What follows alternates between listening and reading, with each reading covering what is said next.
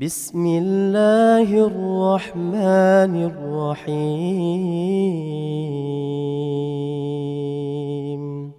الحمد لله حمدا كثيرا طيبا مباركا فيه مباركا عليه كما يحب ربنا ويرضى وأصلي وأسلم على نبينا الكريم محمد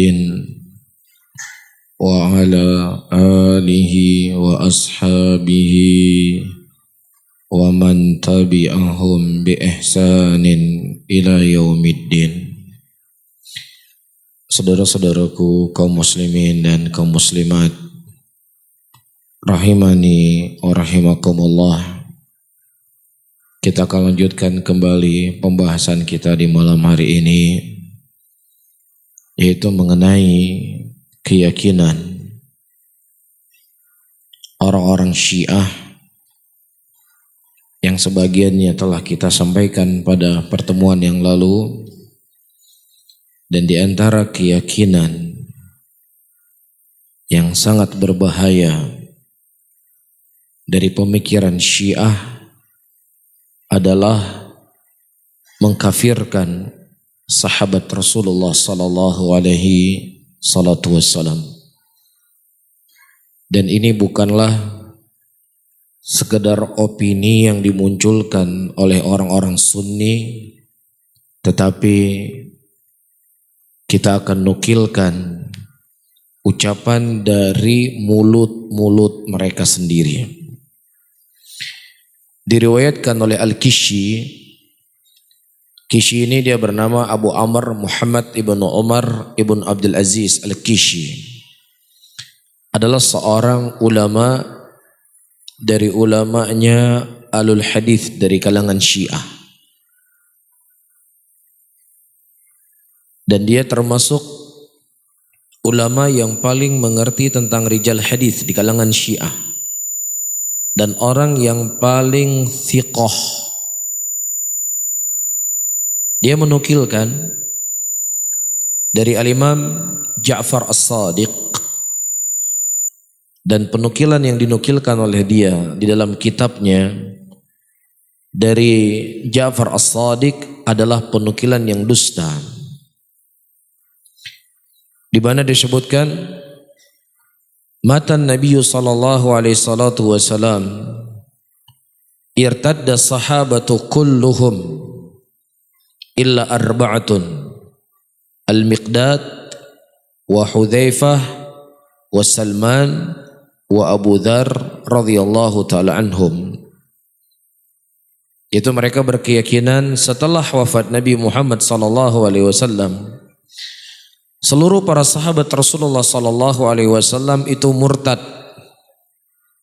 kecuali hanya 4 orang saja yang tidak murtad. Di antaranya Miqdad, Hudzaifah ibn al-Yaman, Sulaiman al-Farisi, dan Abu Dzar radhiyallahu taala anhum ajmain. Para hadirin dan hadirat yang dimuliakan oleh Allah, sebagaimana yang telah kita singgung pada pertemuan yang lalu, kalau seandainya ada orang yang berkata bahwasanya Islam adalah agama yang tidak becus, Islam adalah agama yang tidak mengajarkan kebaikan, maka semua orang akan faham dan akan bangkit menyerang orang yang berucap dengan ucapan keji tersebut. Mungkin akan ada demo berjilid-jilid ketika orang berkata bahwasanya Islam adalah agama yang tidak becus. Begitu juga kalau seandainya ada orang yang berkata Muhammad sallallahu alaihi wasallam gagal dalam mendidik sahabat-sahabatnya, orang juga akan faham ini merupakan ucapan yang batil. Tetapi mereka tidak datang dari sisi ini menyerang Islam, tetapi mereka menyerang Islam dari jalan mencela sahabat Rasulullah sallallahu alaihi wasallam. Kita ketahui bahwasanya Al-Quran yang kita baca hari ini 30 juz, yang itu menjadi sumber agama kita. Siapa yang meriwayatkan dari mulut Nabi Muhammad? Siapa yang meriwayatkan kepada kita?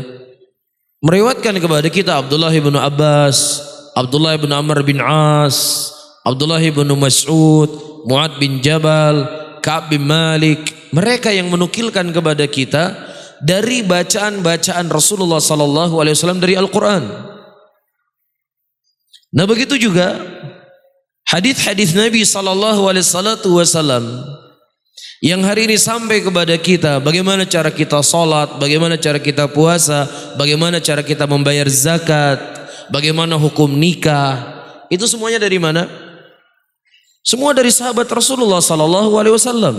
Dari Umar, dari Abu Bakar, dari Uthman, dari Aisyah. Kan seperti itu.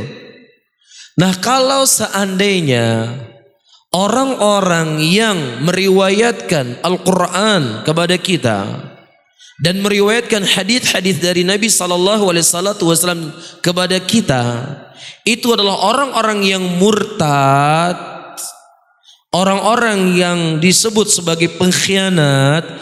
Intinya Al-Quran yang kita baca hari ini, hadis-hadis Rasulullah yang menjadi pegangan agama untuk kita hari ini, perlu diragukan. Karena mereka orang-orang yang murtad, orang-orang yang nggak jujur. Mereka para pengkhianat. Sehingga dengan keyakinan seperti ini mereka sebarkan di tengah muslimin, disambut oleh sebagian muslimin, ya akhirnya mereka tidak percaya dengan Sahih Bukhari, mereka tidak percaya dengan Sahih Muslim, mereka tidak percaya dengan penafsiran-penafsiran yang datang dari sahabat Rasulullah sallallahu alaihi wasallam, ya, yang akhirnya mereka sebarlah keyakinan-keyakinan busuk mereka. Mereka tafsirkan ayat Al-Quran seenak perut mereka. Dalam sebuah ayat Al-Quran, para hadirin dan hadirat yang dimuliakan oleh Allah, Syiah menafsirkan suatu hari Nabi sallallahu alaihi wasallam datang ke rumah seorang sahabat Zaid. Ya, ketika beliau tiba di rumah Zaid, tiba-tiba beliau melihat istri Zaid sedang mandi. Siapa? Rasulullah sedang lihat orang mandi, perempuan mandi. Kemudian kata Rasulullah, subhanallah, maha suci Allah, begitu indah ciptaan Allah subhanahu wa ta'ala ini. Iya. Ini tertulis, termaktub dalam buku-buku Syiah. Dari tafsir Al-Quran yang mereka tafsirkan seenak perutnya. Dan ini bentuk pencelaan kepada Nabi Muhammad sallallahu alaihi wasallam. Rasulullah ngintip-ngintip orang mandi. Iya. Apakah orang lihat orang mandi kemudian dia mengatakan begitu indah ciptaan Allah, pantas seorang nabi berkata demikian? Jangankan seorang nabi, kita manusia biasa, saya melihat ada seorang perempuan yang begitu cantik jelita sambil berenang di kolam berenang dan luar biasa ciptaan Allah. Pantas enggak kita berkata demikian? Nah, ini yang kemudian ditulis dalam kitab-kitab mereka. Dan ini yang mereka tanamkan di tengah-tengah muslimin. Karena penafsiran dari Ibnu Abbas nggak bisa dipakai. Tafsiran dari Ibnu Mas'ud nggak boleh dipakai. Karena mereka adalah orang-orang yang murtad. Sehingga datang hadis-hadis dari jalan mereka. Ya, di mana siapa yang makan tai imam mereka akan mendapatkan keutamaan begini dan begini. Jadi tidak aneh. Dalam beberapa perayaan Syiah itu mengumpulkan tai imamnya. Pada hari-hari tertentu mereka leburkan tai tersebut di badan mereka. Ya, ini hasil agamanya. Dan ini akidah yang mereka ajarkan di tengah muslimin. Datang hadis dari Abu Hurairah tentang salat duha, tentang puasa, nggak bisa dipakai. Kadzab ini. Abu Hurairah pendusta, dia sudah murtad dari agama, nggak bisa pakai. Datang hadis dari Aisyah. Aisyah meriwayatkan lebih dari 1000 hadis dari Nabi sallallahu alaihi wasallam. Ketika datang hadis dari Aisyah, murtad, wanita penzina, nggak bisa dipakai. Bisa dipahami ya? Kita seorang muslim itu harus cerdas, harus pinter. Ketika saya ulangi kembali, ketika mereka mencela sahabat Rasulullah, memurtadkan seluruh sahabat Rasulullah, tidaklah mereka inginkan kecuali untuk menghancurkan Islam. Tidaklah mereka inginkan untuk mencela Nabi kita Muhammad sallallahu alaihi wasallam. Kemudian kita sok bijak berkata, tidak ada perbedaan di antara kita dengan Syiah. Kemudian kita sok bijak berkata, perbedaan di antara Syiah dengan Sunnah merupakan perbedaan yang basit, perbedaan yang ringan, perbedaan yang nggak perlu diperributkan. Waihakum, thumma waihakum, celaka kalian. Dan kemudian celaka kalian siapa yang berucap dengan ucapan seperti ini. Dan saya tidak membangun opini yang itu datang dari pikiran saya. Dan saya akan membaca ucapan para ulama, ya, agar kita semakin menambah keyakinan kita kalau mereka adalah orang-orang yang sesat. Tidak ada Syiah yang tidak sesat, nggak ada. Semua Syiah sesat.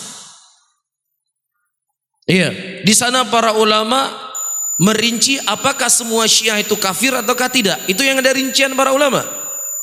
Adapun Syiah itu sesat atau tidak sesat, tidak ada khilaf di kalangan para ulama Islam. Ulama yang dianggap sebagai ulama, faham? Ulama yang memang diambil ucapannya. Adapun ulama-ulama yang ya ulama kan banyak hari ini. Ulama yang membolehkan zina juga ada kan? Ulama yang mengatakan bahwasanya Al-Quran itu adalah dongeng juga ada. Ulama juga namanya. Tapi ulama ya, ulama jelek.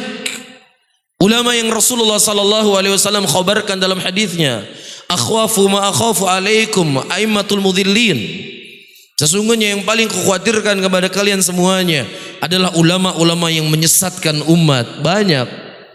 Dan ucapan mereka tidak dijadikan sebagai patokan untuk kita. Dan saya kenukilkan ulama-ulama yang mu'tabarin, ulama-ulama yang diakui secara keilmuannya, secara akidahnya. Para hadirin yang dimuliakan oleh Allah, diriwayatkan oleh Khallal dari Abi Bakar Al-Marwazi, sami'tu Aba Abdillah yaqul qala Malik. Aku mendengar Abu Abdillah berkata, dan berkata Imam Malik. Perhatikan apa kata Imam Malik. Ya, Khallal dia punya Kitabus Sunnah lil Khallal. Kitabus Sunnah miliknya Khallal. Kata Imam Malik rahimahullah, alladzi yashtamsah ashaban Nabi sallallahu alaihi wasallam laisa lahu ismun aw qala nasibun fil Islam. Siapa yang mencela sahabat Rasulullah sallallahu alaihi wasallam, maka tidak ada bagian buat mereka dalam Islam ini. Bukan orang Islam. Kata siapa? Kata Imam Malik. Ini bukan radikal para hadirin, ini bukan ekstrim. Ini ucapan imam yang begitu tahu bagaimana rusaknya akidah Syiah. Yang terkadang perkara akidah ini, perkara usul ini, perkara prinsip agama ini telah disepelekan oleh banyak orang. Dan orang sudah tidak lagi menganggap itu penting. Ada seorang murid, mungkin pernah saya sebutkan, murid Al-Imam Syafi'i rahimahullah. Beliau bernama Al-Buti. Ya. Beliau ditangkap oleh pemimpin pada waktu itu karena pemimpinnya sudah terkontaminasi dengan pemikiran Mu'tazilah. Beliau ditangkap, dibawa dari negerinya dalam keadaan diikat dari lehernya ke tangannya, terikat. Dibawa ke Baghdad dan dipaksa untuk mengatakan bahwasannya Al-Quran itu adalah makhluk. Beliau tidak mau.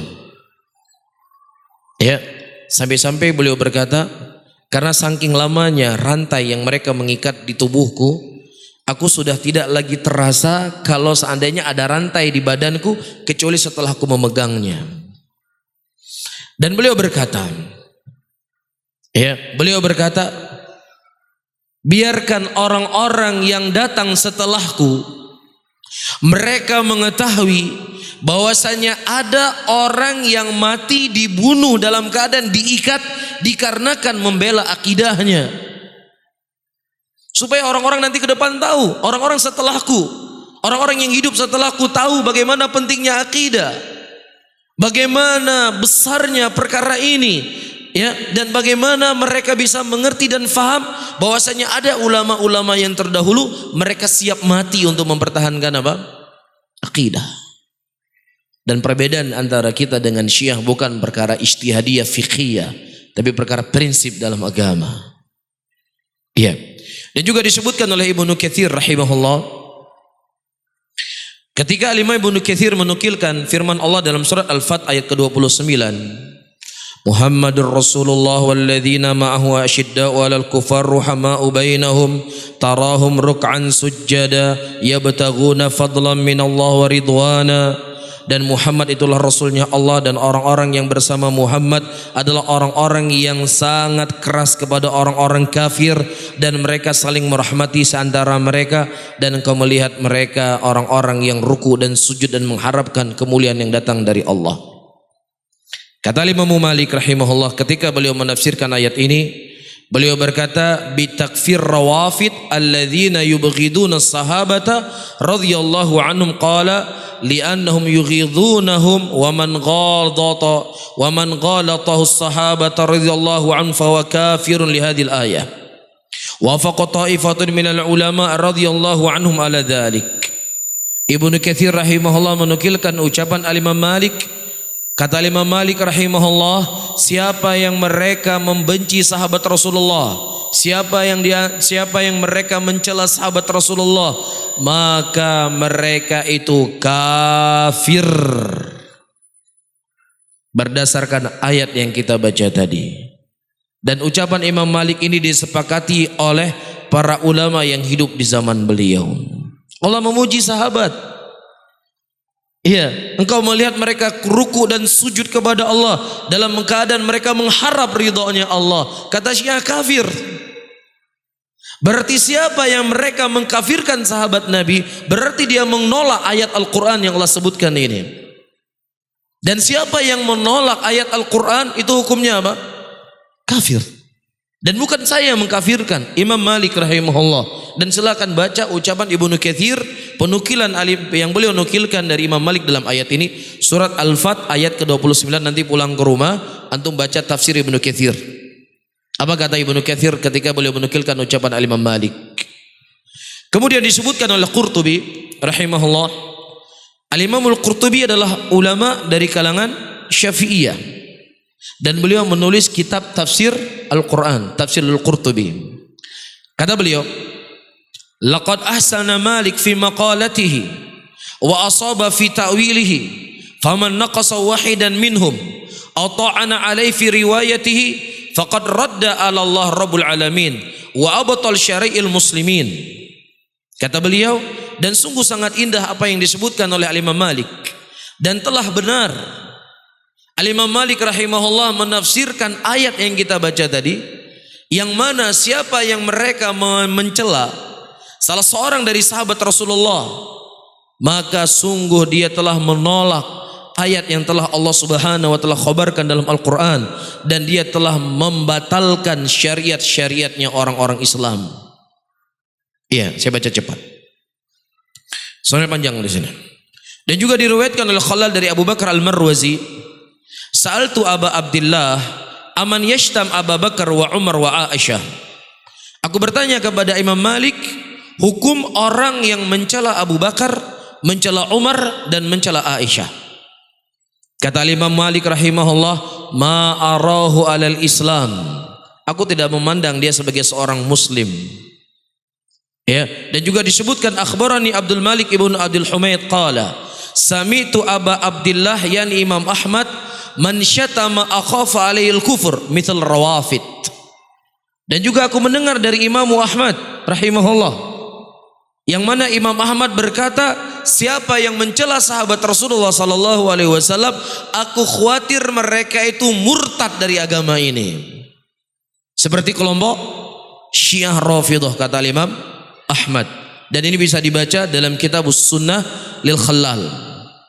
Ya, man syatama ashaba Rasulullah sallallahu alaihi wasallam la nu'min ayyakuna marq minad din.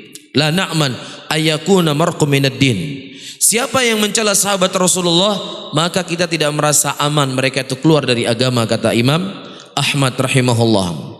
Dan juga para hadirin, disebutkan oleh Al-Imam Bukhari di dalam kitab beliau Khalqu Af'alul Ibad. Khalqu Af'alul Ibad. Perhatikan apa kata Al-Imam Bukhari. Ma ubali salaitu khalfa Jahmi war Rafidhi am sallaitu khalfal Yahudi wan Nasara wala yusallim alaihim wala ya'uduna wala yunaqihun wala yashhaduna wala tukal dhabaihuhum. Kata Imam Bukhari rahimahullah, aku tidak peduli atau hukumnya sama saja apakah aku salat di belakang Jahmi ataukah Rafidah, ataukah aku salat di belakang seorang Yahudi dan salat di belakang Nasrani. Imam Bukhari menyamakan hukum salat di belakang Yahudi, salat di belakang Nasrani dengan salat di belakang Syiah dengan di belakang Jahmiyah. Ada seorang Nasrani misalnya jadi imam, dia kebetulan hafal Quran, bacaannya bagus. Apakah salat sah belakang? Apakah sah salat belakangnya? Enggak sah. Walaupun dia hafal Quran 30 juz, walaupun bacaannya seperti Syekh Sudais, gak sah sholatnya. Karena syarat seorang imam itu menjadi imam untuk sholat, dia harus muslim. Dan Al-Imam Bukhari rahimahullah menyamakan hukum sholat di belakang seorang Yahudi dengan sholat di belakang Syiah. Gak ada bedanya, sama-sama gak sah. Kemudian kata Al-Imam Bukhari rahimahullah, la yusallim alaihim, jangan berikan salam kepada mereka. Kita boleh mengucapkan salam kepada seorang muslim, tetapi memulai salam kepada orang-orang kafir itu tidak dibolehkan dalam Islam. Dan Imam Bukhari mengatakan jangan kamu sampaikan salam kepada mereka. Wala ya'uduna wala yunakihun, jangan kalian mendatangi ketika mereka sakit, dan jangan kalian menikah dengan mereka. Jangan menikah dengan mereka. Wala tukal dhabaihuhum, dan jangan kalian makan sembelihan mereka. Sembelihannya nggak boleh dimakan. Tapi kalau sembelihannya ahlul kitab boleh nggak dimakan? Sembelihannya orang Yahudi, sembelihannya orang Nasrani boleh dimakan? Boleh, disebutkan dalam surah Al-Maidah. Ya, selama mereka mengucapkan bismillah ketika menyembelih. Itu yang disyaratkan oleh para ulama. Tetapi orang Syiah, walaupun dia menyebut bismillah ketika dia menyembelih, walaupun dia mengucapkan la ilaha illallah ketika menyembelih misalkan, tetap sembelihannya tidak bisa dimakan. Karena mereka dihukumi sebagai orang-orang yang murtad dari agama. Kalau tadinya dia sebagai seorang muslim. Ini masalah besar loh ya.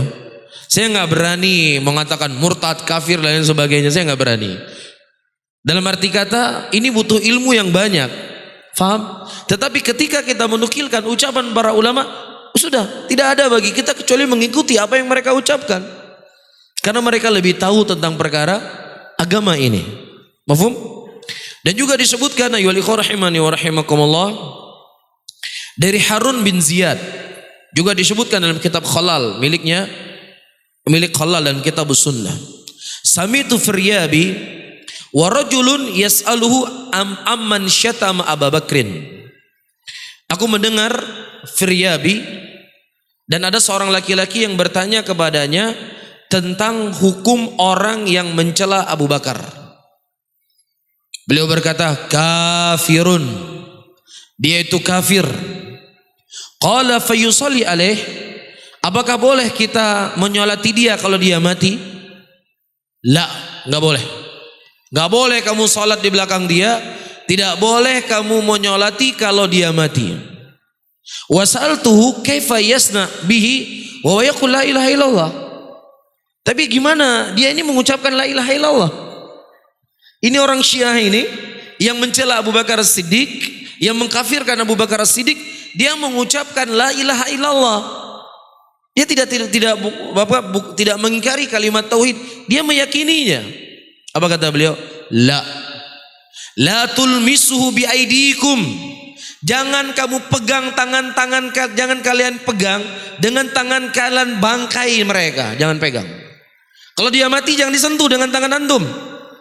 Ini kata beliau rahimahullah. Irfa'u bil khashab.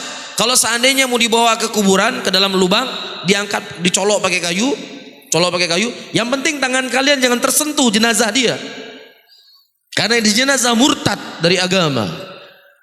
Ya, kamu ambil kayu, jangan sampai tangan kamu menyentuhnya, sudah masukkan dia ke dalam lubang. Jangan dipegang. Subhanallah. Begitu luar biasa ucapan para ulama kita terhadap orang-orang Syiah. Tidak lain dikarenakan kecintaan mereka kepada sahabat Rasulullah sallallahu alaihi wasallam. Tidak lain dikarenakan kecintaan mereka kepada agama yang mulia ini. Itu masalahnya. Nah, kenapa hari ini kita ada orang yang mencela sahabat? Iya, mengkafirkan Abu Bakar As-Siddiq. Kita menganggap ini adalah perbuatan yang sepele. Kita menganggap ini adalah perkara yang biasa, perkara khilafiyah. Ini menunjukkan apa? Kecintaan sunnah dalam hati kita telah dicabut oleh Allah Subhanahu wa taala. Sudah tidak ada lagi rasa cinta kepada Islam. Antum melihat bagaimana Rasulullah sallallahu alaihi wasallam membela sahabatnya. Ketika perang Tabuk, Ka'ab bin Malik radhiyallahu taala anhu pada waktu itu tidak ikut perang. Kemudian datang orang-orang mulai mencela Ka'ab bin Malik. Kemudian kata sahabat, tidaklah aku melihat engkau kecuali orang-orang munafik. Hanya sekedar mencela Ka'ab bin Malik yang tidak dikafirkan. Ya, dan Ka'ab bin Malik itu jauh lebih di bawah kemuliaannya dibandingkan Abu Bakar As-Siddiq. Kata sahabat ini, tidaklah aku melihat kecuali engkau orang munafik. Mencela sahabat Rasul sallallahu alaihi wasallam. Ketika Rasulullah sallallahu alaihi wasallam duduk-duduk dengan para sahabatnya, di situ ada Abdullah bin Mas'ud radhiyallahu taala anhuma. Tiba-tiba datang angin dan tersingkap paha kecil Abdullah bin Mas'ud radhiyallahu taala anhu. Dan kemudian para sahabat Rasulullah tertawa. Mereka cuma sekedar tertawa. Kemudian Rasulullah bertanya, "Mata tadhakun? Kenapa kalian tertawa?" "Kami tertawa karena melihat kecilnya pahanya Abdullah bin Mas'ud." Kata Rasulullah sallallahu alaihi wasallam, "Walladzi nafsi biyadihi." Demi jiwa, ya demi zat yang jiwaku berada di tangannya. Kalau seandainya dua kaki Abdullah bin Mas'ud ditimbang di sisi Allah, maka niscaya lebih berat daripada gunung Uhud. Antum bayangkan kalau seandainya Rasulullah mendengar ada orang yang mengatakan Abu Bakar kafir. Antum bisa bayangkan bagaimana ucapan Nabi kalau seandainya mereka mengatakan seluruh sahabat Rasul itu murtad. Apa yang akan diucapkan oleh Nabi sallallahu alaihi wasallam? Dan apa yang akan diucapkan oleh para sahabat? Tapi alhamdulillah para ulama kita yang telah tertanam dalam hatinya kecintaan kepada Islam, kecintaan kepada sunnah, mereka menerangkan kepada kita bagaimana rusaknya akidah mereka, dan tanpa ragu mereka mengkafirkan siapa saja yang mengkafirkan sahabat Rasul sallallahu alaihi wasallam. Jelas? Taib. Kemudian ayol hadirun wal hadirat yang dimuliakan oleh Allah, disebutkan oleh Ahmad ibnu Yunus. Ini bukan ulama di zaman sekarang ya. Ahmad bin Yunus itu gurunya al-Imam Muslim. Ahmad bin Yunus al-Yarbu'i, gurunya al-Imam Muslim. Alladzi qala fi Imamu Ahmad wa yukhatibur rajulan. Ya, waktu itu Imam Ahmad beliau berbicara dengan seorang laki-laki. Ukhruj ila Ahmad ibnu Yunus fa innahu syekhul Islam. Pergilah engkau ke tempat Ahmad bin Yunus, sesungguhnya dia adalah syekhul Islam. Dan kemudian Ahmad bin Yunus berkata, bisa difahami? Ini gurunya Imam Muslim ya, dan direkomendasikan oleh Imam Ahmad. Kata beliau, "Lau anna Yahudiyan dabaha syaha wa dabaha rafidhi la aqaltu dhabihatul Yahudi wa lam aqul dhabihatul rafidhi li'annahu murtadun anil Islam." Kalau seandainya di hadapanku ada hewan sembelihannya orang Yahudi dan ada hewan sembelihannya orang Syiah Rafidhah, maka niscaya saya akan makan sembelihannya orang Yahudi, Dan saya tidak akan makan sembelihannya orang Syiah Rafidhah karena mereka itulah orang-orang yang murtad dari agama ini. Kalau sembelihannya Yahudi boleh dimakan, Allah sebutkan dalam Al-Quran.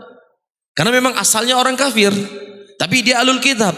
Tapi orang Syiah yang dia mengaku Islam, maka sembelihannya itu sama seperti sembelihannya orang-orang yang murtad.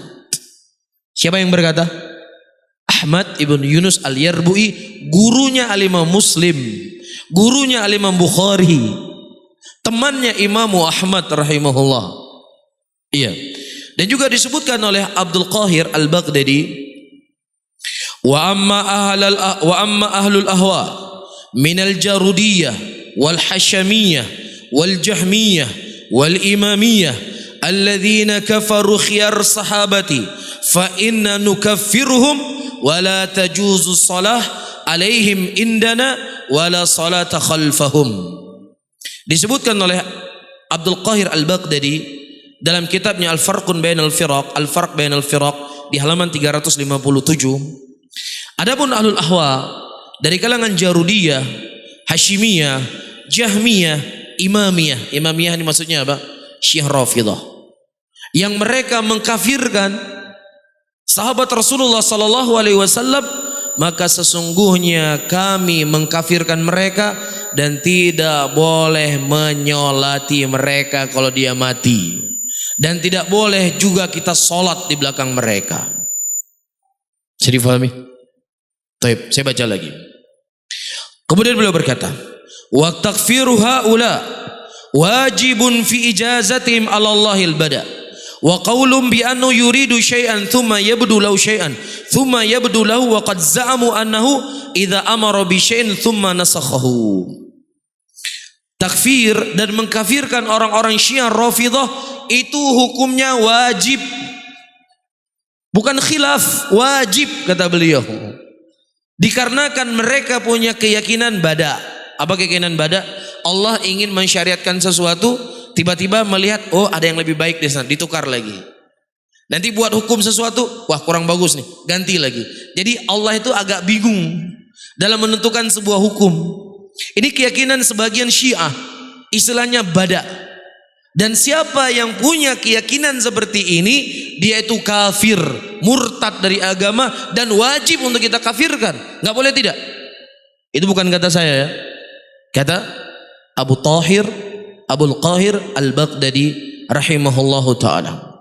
Wa ma ra'ayna wa la sami'na bi naw'in minal kufr illa wajadna sya'bahu minhu fi madhabir Rafidhah.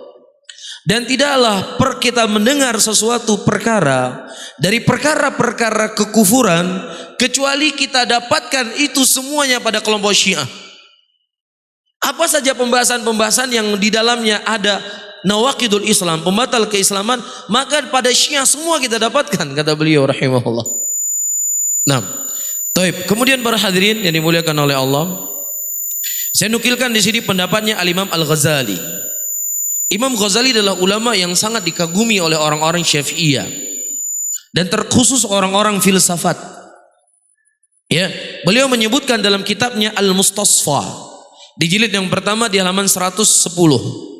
Apa kata Imam Ghazali rahimahullah? Kata Imam Al-Ghazali rahimahullah, bada Allah syai'un kama bada ulau Ismail ay fi amri bidhabhi, hadha huwa al-kufr sarih wa nisbah ilah ta'ala ilal jahl wa taghayyur. Siapa yang memiliki keyakinan al-bada, yaitu Allah Subhanahu wa taala tadinya memerintahkan Ibrahim untuk menyembelih Ismail, tiba-tiba Allah berubah pikiran, diganti jadi seekor kambing. Faham? Ini namanya keyakinan bada. Dan disebutkan oleh Al-Imam Al-Ghazali, siapa yang punya keyakinan seperti ini, wal kufr sarih, dia itu kafir yang jelas kekafirannya. Jadi Anda jangan sosok bijak. Anda tuh nggak lebih pintar dari Al-Imam Ghazali. Anda tuh nggak lebih pintar dari Imam Malik.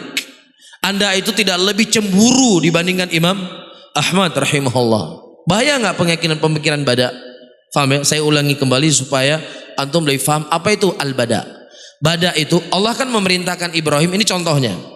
Allah memerintahkan Ibrahim untuk menyembelih siapa? Ismail kan. Falamma aslama wa tallahu lil jabin, ketika keduanya menyerahkan diri kepada Allah dan Ibrahim itu sudah siap dengan senjatanya untuk menyembelih Ismail, tiba-tiba Allah berubah pikiran. Ya, bagaimana bentuk berubah pikirannya? Allah mengutus Jibril, kemudian Jibril membawa seekor kambing. Ini namanya bada. Itu menurut keyakinan mereka. Adapun menurut keyakinan Ahlussunnah, fa'aulul lima yurid. Allah melakukan sesuatu di balik itu ada hikmah dan ilmu yang balighah yang dimiliki oleh Allah. Bukan Allah itu ganti-ganti. Ganti-ganti, oh terkadang begini, itu pikiran kita manusia. Terkadang hari ini kita ngomong A, besok kita ngomong B. Itu kita manusia. Dan mereka mensifati Allah dengan sifat yang seperti ini. Kemudian kita tidak mengkafirkan mereka? Hah? Nah.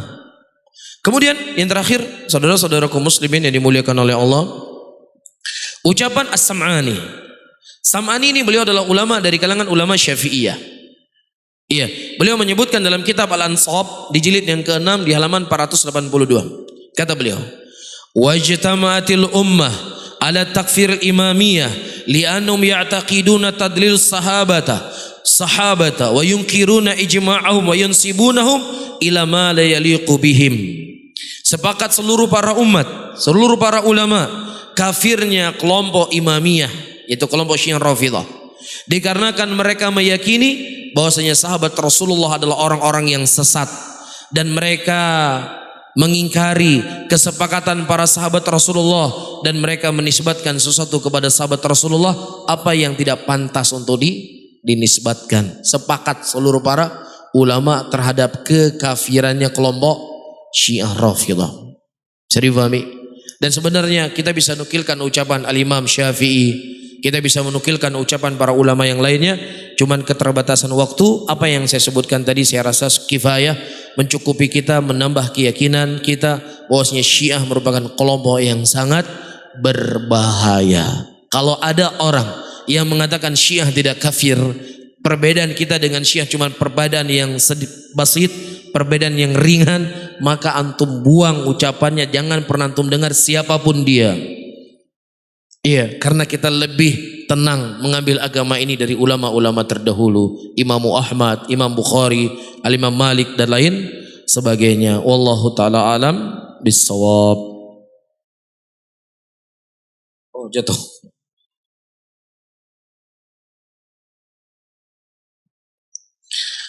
Bismillah, bagaimana menurut tentang acara yang ikut disponsori oleh bank? Bolehkah kita berada mengikuti acara tersebut? Saudara-saudaraku muslimin dan muslimat yang dimuliakan oleh Allah, harta itu dibagi menjadi dua. Ada yang harta haram secara zat dan ada harta yang haram secara sebab. Dan harta yang haram secara zat itu tidak boleh dinikmati oleh pemilik harta tersebut dan juga tidak boleh dinikmati oleh orang yang lainnya. Haram hukumnya. Apa itu harta yang haram secara zat? Harta hasil curian. Orang yang mencuri dari harta hasil curian haram dia memakannya dan haram orang lain menerima dari hasil curian tersebut. Jelas? Yang kedua, ada harta haram secara sebab. Ya, zatnya harta itu haram, tetapi sebabnya yang haram karena caranya riba. Paham? Maka harta ini haram dikonsumsi oleh pemilik harta tadi dan halal buat orang lain. Ketika ada orang yang bekerja di bank, ajak antum makan bakso, itu harga gaji yang dia dapat itu haram. Paham? Tetapi harta itu halal buat orang lain. Loh kok bisa halal? Itulah disebut sebagai haram secara sebab. Apa dalilnya? Dalilnya banyak sekali. Di antaranya Allah Subhanahu wa taala membolehkan bagi kita harta rampasan perang. Orang harta rampasan perang ini berasal dari siapa? Dari Yahudi, dari orang kafir. Orang kafir apa penghasilan mereka? Allah sebutkan penghasilan orang kafir itu makan riba, dia menjual babi, menjual hal-hal yang diharamkan oleh Allah. Nah, ketika harta rampasan perang yang dimiliki oleh orang kafir ini berhasil direbut oleh muslimin, maka itu menjadi harta yang halal. Buktinya Rasulullah membagikan kepada para sahabatnya harta rampasan perang tadi. Bisa dipahami? Yang kedua, Rasulullah Shallallahu Alaihi Wasallam beliau menerima makanan dari seorang Yahudi, dan Yahudi tadi apa? Makannya adalah makanan yang haram, penghasilannya dari cara yang haram. Tapi Rasulullah, manusia yang paling bertakwa kepada Allah, manusia yang paling wara, menerima hadiah dari Yahudi tadi. Bisa difahami? Ini diantara dalil yang disebutkan juga oleh para ulama.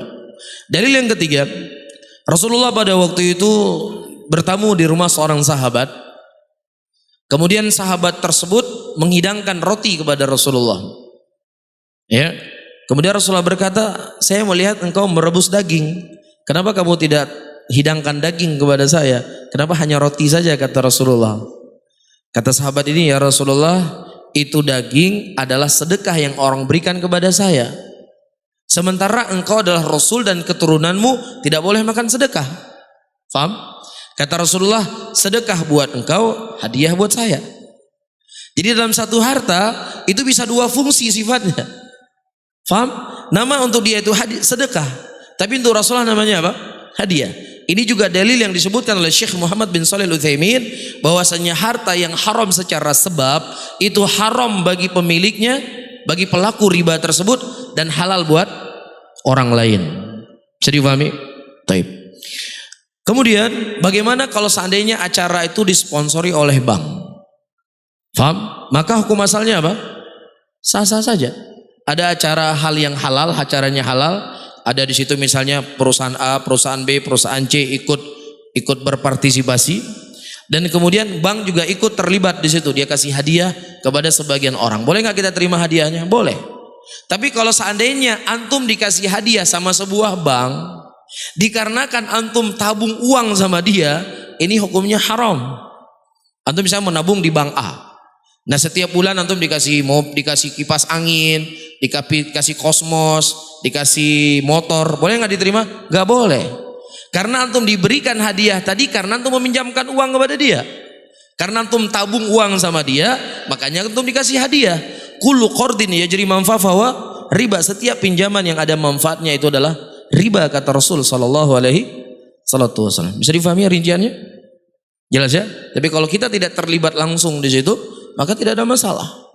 Ini secara hukum asal. Tapi kalau seandainya dia ingin waro, menjaga dirinya, saya nggak mau terima, ya terserah Anda.